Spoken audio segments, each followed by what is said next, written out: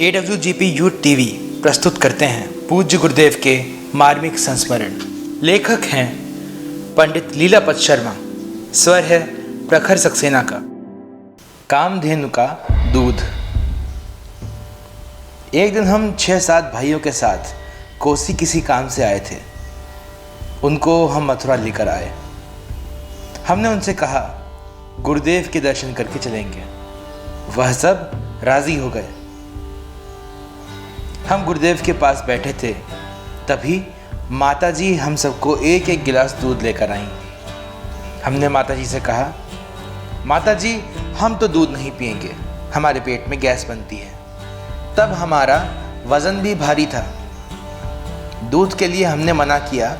गुरुदेव बोले, बेटा दूध पी ले, यह नुकसान नहीं करेगा। यह दूध कामधेनु का दूध है। हमने कहा, कामधेनु गाय का दूध है, तब तो हम अवश्य पिएंगे। गुरुदेव ने कहा, बेटा कामधेनु गाय के तुझे दर्शन कराएं। हमने कहा, अवश्य ही हम कामधेनु गाय के दर्शन करेंगे। गुरुदेव ने रसोई के पास एक पीतल का घड़ा रखा था।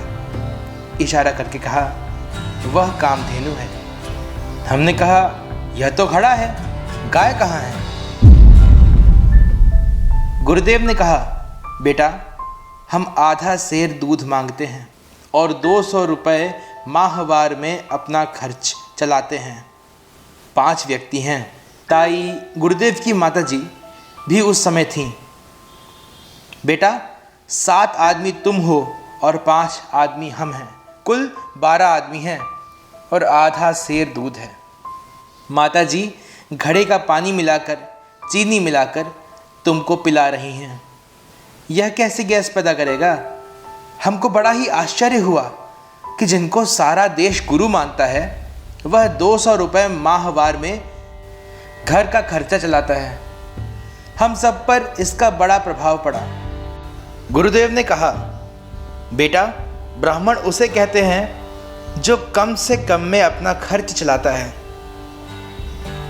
अपने लिए सुख सुविधा कम रखता है और दूसरे की सुख सुविधा का ध्यान रखता है।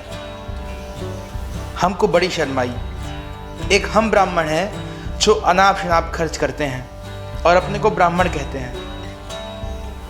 हमने कहा, गुरुदेव क्या दान नहीं आता? गुरुदेव ने कहा, बेटा दान का पैसा खाने से बुद्धि भ्रष्ट हो जाती है। हमने गुरुदेव में सच्चे ब्राह्मण के दर्शन किए और अपने को धन्य माना।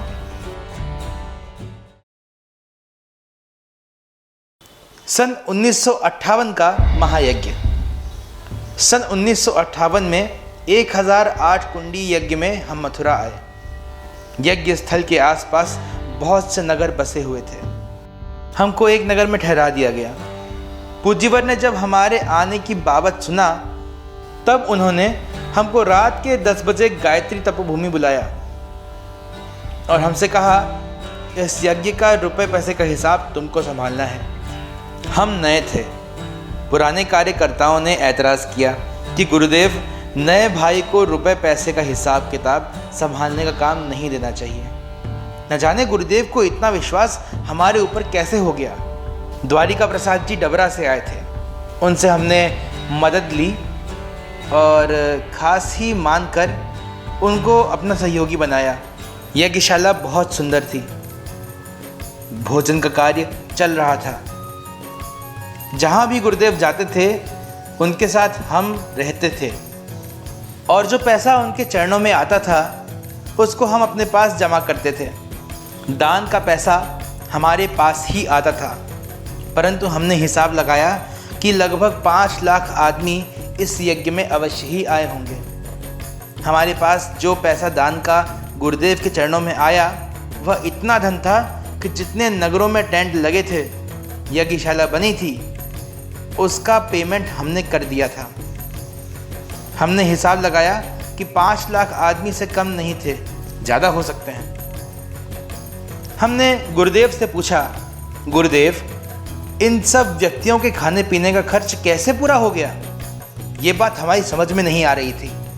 वे बोले, बेटा तू तो हिसाब के चक्कर में पड़ा है।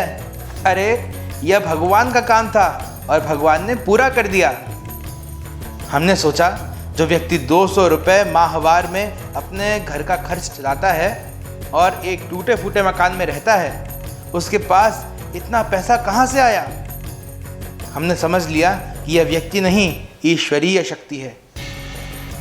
उस दिन से हम गुरुदेव में ही गायत्री माता के दर्शन करते थे।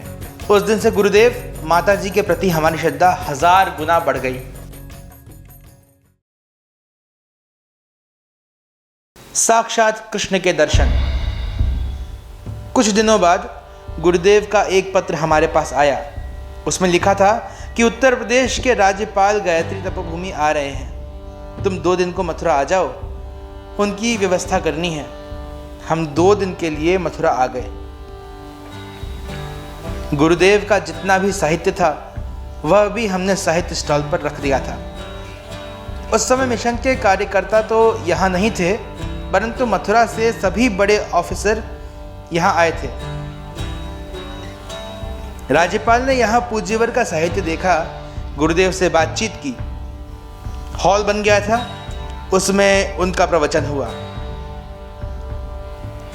राज्यपाल ने कहा, हम मथुरा में भगवान कृष्ण के दर्शन करने आए थे। सभी मंदिरों में दर्शन किए, मथुरा वृंदावन गए, परंतु हमें भगवान कृष्ण के दर्शन कहीं भी नहीं हुए। परंतु जब हम यहाँ गायत्री तपोभूमि आए तब हमने आचार्य जी में साक्षात कृष्ण के दर्शन अवश्य किए हैं। राज्यपाल के मुख से ऐसा सुनकर हमारी श्रद्धा गुरुदेव के प्रति 1000 गुना बढ़ गई। अब विचार किया, इन भगवान का पल्ला अब हमको अवश्य पकड़ लेना चाहिए।